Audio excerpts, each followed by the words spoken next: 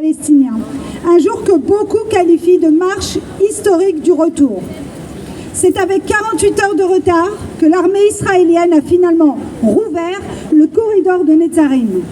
En 2 jours, ce sont presque 400 000 Palestiniens qui ont pris la route pour rentrer chez eux dans le nord de Gaza. Les images sont saisissantes. C'est une véritable marée humaine qui marche le long de la côte sur la route détruite avec d'un côté la Méditerranée et de l'autre un paysage apocalyptique de destruction. En avant-poste de cette marche et pour garantir la sécurité de la population, les ingénieurs en explosifs de Gaza poursuivent sans relâche leur travail de déminage des 7500 tonnes de bombes non explosées dispersées dans l'enclave. À pied, à cheval, en voiture, les Palestiniens ont fait des kilomètres pour retrouver leur famille et leurs terres, malgré le champ de ruines qui les attend. Une façon de dire leur attachement à leurs terres et le refus de partir, comme voudrait les y inciter Donald Trump. Bravo. Alors le journal Middle East Eye a posté une image intéressante d'une famille qui retourne à Gaza Nord en bateau. Et s'est lancé dans une comparaison historique avec ce commentaire. En 1948, les grands-parents montent à bord de bateaux fuyant vers l'inconnu. En 2025, les petits-enfants montent à bord du bateau en direction du port de Gaza. Bravo!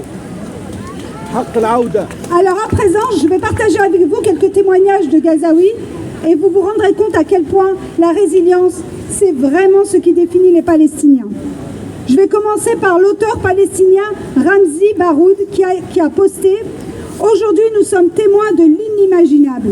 Un demi-million de Palestiniens se dirigent vers le nord, blessés, souffrants, mais souriants, chantant et agitant le drapeau palestinien. C'est plus qu'un symbole. Le droit au retour n'est pas seulement un rêve, c'est une réalité. » Ensuite, Fatima, 44 ans, qui sait que sa maison a été détruite. Mes sentiments aujourd'hui sont indescriptibles. Nous savons que nous souffrirons dans le nord et que nous dormirons sur les décombres. Même si nous ne savons pas ce que nous ferons une fois rentrés chez nous, nous sommes heureux.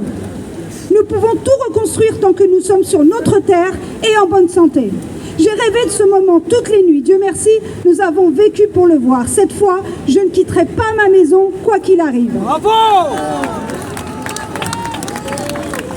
Ou encore Mei, 54 ans, déplacé avec les siens à de multiples reprises.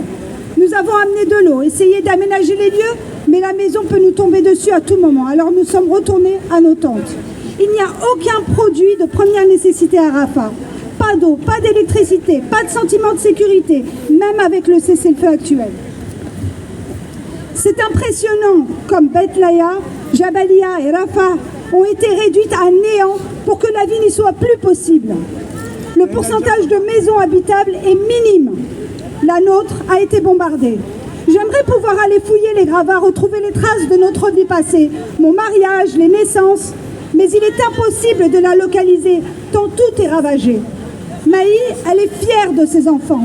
Ils ne quitteront jamais la Palestine. Le génocide nous a détruits physiquement, psychologiquement, socialement, mais il n'a pas détruit notre capacité à vivre sur notre terre. Nous sommes Palestiniens, nous naissons pour résister. Bravo!